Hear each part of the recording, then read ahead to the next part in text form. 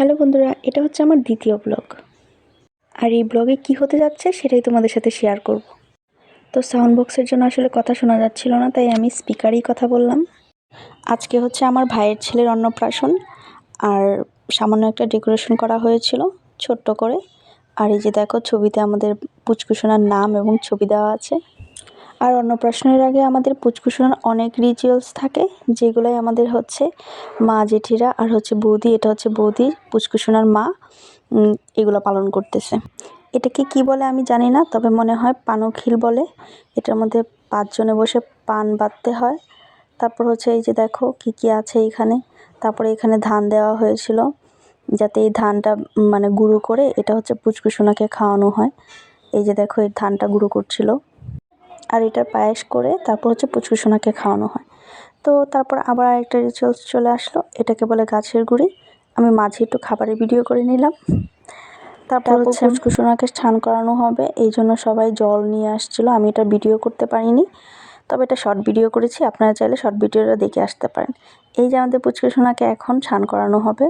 তারপর নাপিতর নখ কেটে দিচ্ছে, চুল কেটে দিচ্ছে, এগুলো নাকি পালন করতে হয় 6 মাস বয়স হলে। এটা যারা হিন্দু আছেন আপনারা অবশ্যই জানেন। আর এই যে দেখো, পুচকুসোনার বড় মামা আর ছোটো মামা বসে পড়েছে। তারপর পুচকুসোনাকে সাজিয়ে নিয়ে আসছে, ওকে পাঞ্জাবি, ধুতি, মুকুট, তারপর হচ্ছে মালা পরিয়ে নিল। আর এই দেখো, এগুলো সব আমাদের বাড়ির লোকই, কারণ আত্মীয় স্বজন বেশি একটা হয়নি, আমরা নিজেরা এই অনুষ্ঠানটা করছিলাম। তারপর ওর দাদু হচ্ছে ওকে সোনার আংটি পরিয়ে দিচ্ছিল।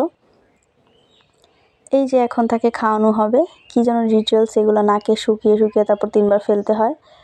তারপর ওকে মুখে মানে এটা হচ্ছে রূপোর চামিচ, বাটি চামিচ। তার এই যে দেখো আমাদের পুচকুসোনা কি সুন্দর করে খাচ্ছে, মুখে দিতে হয়। আর এই যে দেখো কি সুন্দর করে ও মুখে নিচ্ছে, তোমরা দেখলে অবাক হয়ে যাবে। তারপর নিয়ে আসলো হচ্ছে কলম, খাতা, তারপর বই, তারপর হচ্ছে মাটির টুকরো, একটু সোনার টুকরো। ও প্রথমে পয়সাটাই ধরতে চাইছিল, কিন্তু হয়নি। বাট পরবর্তী সময় একদম কলমেই ধরে নিয়েছিল। একদম সবাই খুব খুশি, কলম ধরেছে।